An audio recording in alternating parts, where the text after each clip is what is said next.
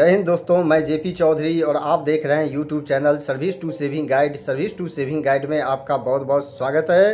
दोस्तों, जैसा कि आप जानते हैं कि अगर अभी तक आपकी अगर कोई समस्या होती है बैंक्स के साथ, किसी एनबीएफसी के साथ यानी कि नॉन बैंकिंग फाइनेंस कॉरपोरेशन के साथ, या फिर डिजिटल पेमेंट में असुविधा होती है, तो उसके लिए आप बैंक से कंप्लेन करते हैं और बैंक्स आपको महीनों तक चक्कर करवाती रहती है। और मौजूदा सिस्टम के तहत अगर आप बैंक्स के खिलाफ जाना चाहते हैं तो आपको ओम्बड्समैन के पास कंप्लेन करना पड़ता है, जिसे आप बैंकिंग लोकपाल कहते हैं। लेकिन अभी समस्या की क्या थी कि अलग अलग बैंक्स के लिए अलग अलग लोकपाल की व्यवस्था की गई थी, ओम्बड्समैन की व्यवस्था की गई थी। और जब लोकपाल के पास में यानी कि अगर आपको बैंक्स के खिलाफ किसी भी तरह का कंप्लेंट था, शिकायत थी, तो आप बैंकिंग लोकपाल के पास पहुंचते थे। एनबीएफसी के लिए अलग से व्यवस्था की गई थी और डिजिटल पेमेंट में अगर कोई समस्या आती थी तो उसके लिए अलग से लोकपाल की व्यवस्था की गई थी। लेकिन जब आप कंप्लेंट करते थे तो लोकपाल आपके शिकायत को खारिज कर देती थी इस आधार पर कि यह उसके अधिकार क्षेत्र में नहीं है। और इसी को ख़त्म करते हुए मौजूदा सरकार ने एक मास्टर स्ट्रोक प्ले किया है and one nation one ombudsman को लागू किया है, जिसे कहते हैं इंटीग्रेटेड ओम्बड्समैन स्कीम 2021। यानी कि अब शिकायत किसी भी बैंक के खिलाफ हो, चाहे रेगुलर बैंकिंग के साथ, एनबीएफसी के साथ, कोऑपरेटिव बैंक के साथ, या फिर डिजिटल पेमेंट में कोई समस्या हो। अब बैंक्स अगर बात नहीं सुन रही है तो आप किसी भी जगह से, कहीं से आप उसके खिलाफ कंप्लेन कर सकते हैं। और इसके लिए एक सेंट्रलाइज्ड प्रोसेसिंग सेंटर डेवलप किया गया है और सिंगल लोकपाल की व्यवस्था की गई है, ताकि आपको अलग अलग लोकपाल का चक्कर ना लगाना पड़े और लोकपाल भी जुरिसडिक्शन नहीं होने के आधार पर आपकी शिकायत को खारिज ना कर सके। और इसी के ध्यान में रखते हुए इस स्कीम को लागू किया गया है। अब आप कहीं से भी अपना शिकायत दर्ज करवा सकते हैं और आपको रिलीफ मिलेगा और बहुत सारे पावर भी लोकपाल को दिया गया है। सो वो मैं आपको आगे बताने जा रहा हूँ। इस वीडियो में मैं आपको बताऊँगा कि आखिर लोकपाल जो है यानी कि एकीकृत लोकपाल योजना है, ये काम कैसे करती है और इस एकीकृत लोकपाल योजना के तहत कब शिकायत आप दर्ज करवा सकते हैं और इसके लिए प्रक्रिया क्या है। ये सारी जानकारी मैं आपको इस वीडियो में देने जा रहा हूं, तो आप इस वीडियो को अंत तक जरूर देखिएगा। और आपके मन में अगर कोई प्रश्न हो तो आप कमेंट सेक्शन में लिखकर पूछिएगा, और वीडियो अच्छा लगे तो आप इसे ज़्यादा से ज़्यादा लाइक और शेयर जरूर कीजिएगा। तो आइए जानते हैं इससे जुड़ी जानकारी। जो आप यहाँ देख रहे हैं कि सबसे पहले स्कीम का जो मेन पर्पस है, ये लागू करना वन नेशन वन ओम्बड्समैन, यानी कि एक राष्ट्र एक लोकपाल, यानी कि एक राष्ट्र और एक बैंकिंग लोकपाल होगा। और इसके लिए देखिए यहाँ पर ये जुरिसडिक्शनल न्यूट्रल, यानी कि इसका अब कोई भी जुरिसडिक्शन नहीं होगा। पहले रीजन वाइज अलग अलग लोकपाल की व्यवस्था की गई थी, लेकिन अब रीजन से, क्षेत्र से, स्टेट से, डिस्ट्रिक्ट से इसका कोई भी लेना देना नहीं है। आप सीधे फाइल करेंगे कंप्लेन और वो सेंट्रलाइज्ड प्रोसेसिंग सेंटर में पहुंच जाएगा और वहां से लोकपाल को सबमिट कर दिया जाएगा। यानी कि जुरिसडिक्शन को अब ख़त्म कर दिया गया है। यहाँ देख रहे हैं कि जो जितने भी ओम्बड्समैन की ऑफिस है उसके लिए जो जुरिसडिक्शन पहले से तय किया गया था उसे अब ख़त्म कर दिया गया है, यानी कि अब जुरिसडिक्शन का सवाल नहीं है। अब इसके लिए आप चाहें तो आप एक पोर्टल बनाया गया है, यानी कि इंटीग्रेटेड ओम्बड्समैन स्कीम के तहत एक पोर्टल डेवलप किया गया है और उस पर आप ईमेल से या फिर ऑनलाइन कंप्लेन दर्ज करवा सकते हैं, या फिजिकल रूप में भी आप दर्ज करवा सकते हैं। अब इसके लिए कुछ महत्वपूर्ण बात जो है मैं आपको बता देना चाहता हूं। ये जो खास करके इंटीग्रेटेड स्कीम है, इसके तहत कॉस्ट फ्री आपके ग्रीवियंस का रिड्रेस होगा, यानी कि आप अगर कोई शिकायत करते हैं तो उसका निपटान किया जाएगा और इसके लिए आपको किसी भी तरह की कॉस्ट नहीं आएगी, किसी भी तरह का पेमेंट नहीं करना पड़ेगा, किसी भी तरह का खर्चा नहीं आएगा।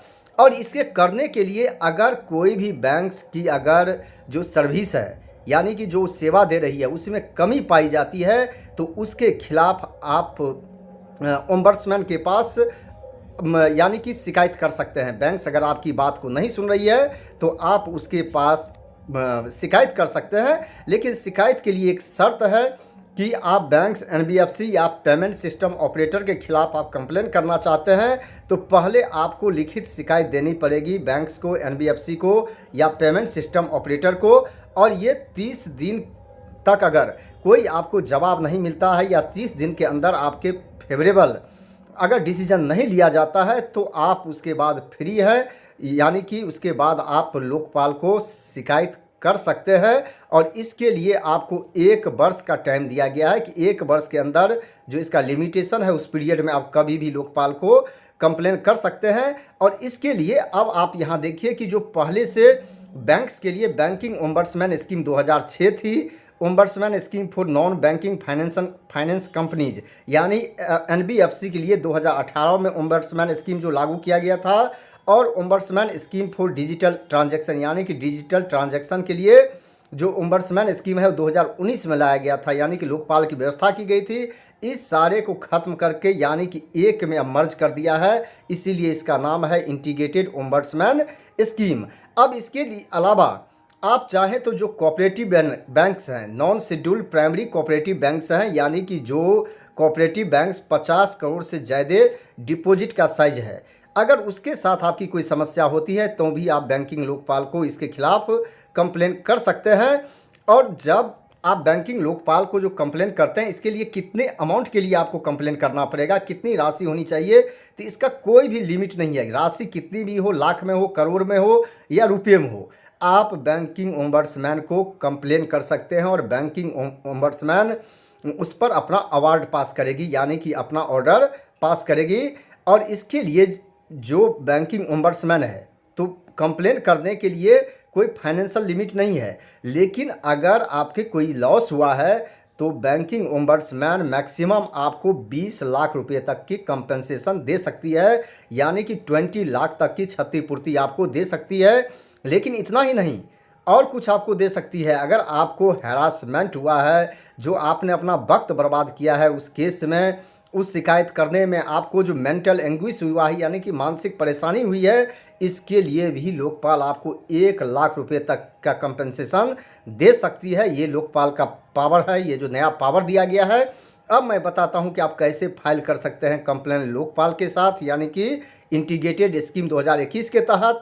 तो इसके लिए कई सारे ऑप्शन है। पहला ये है कि आप इसके लिए ये जो यहाँ पर देख रहे हैं cms.rbi.org.in, इस पर जाके आप ऑनलाइन कंप्लेन फाइल करवा सकते हैं, एक ऑप्शन ये है। दूसरा है कि आप ईमेल से करवा सकते हैं। इसके लिए एक डेडिकेटेड ईमेल आईडी जारी किया गया है, जो देख सकते हैं crpc@rbi.org.in, इस पर कंप्लेन करवा सकते हैं। तीसरा है कि आप इससे भी नहीं करवाना चाहते, आपके पास ये ऑप्शन नहीं है, तो आप फिजिकल फॉर्मेट में आप इसे कंप्लेन को दर्ज करवा सकते हैं। और इसको यानी कि फिजिकल फॉर्मेट में जो फॉर्म है वो मैं आपके अगले वीडियो में दिखाऊंगा, उसे भर के आप centralise receipt and processing centre, जो कि reserve bank of India 4th floor sector 14 Chandigarh 160017 pin code पर आपको भर के भेजना है। अगर आप फिजिकल भरना चाहते हैं तो ये 3 तरीके से आप कंप्लेन लॉन्च करवा सकते हैं। बस इतना ही नहीं, इसके लिए अगर आपके पास में जानकारी का अभाव है कैसे फाइल करना है, तो उसके लिए एक नंबर 14448 याद कर लीजिए, ये नंबर जारी किया गया है। ये हर दिन 9:30 से 5:15 तक काम करेगी। और आपको किस तरह कंप्लेन फाइल करना चाहिए, कोई गाइडलाइन चाहिए, कोई इन्फॉर्मेशन चाहिए, क्लैरिफिकेशन चाहिए, यानी कि स्पष्टीकरण चाहिए, तो आरबीआई के ऑफिस से आपको मिल जाएगा।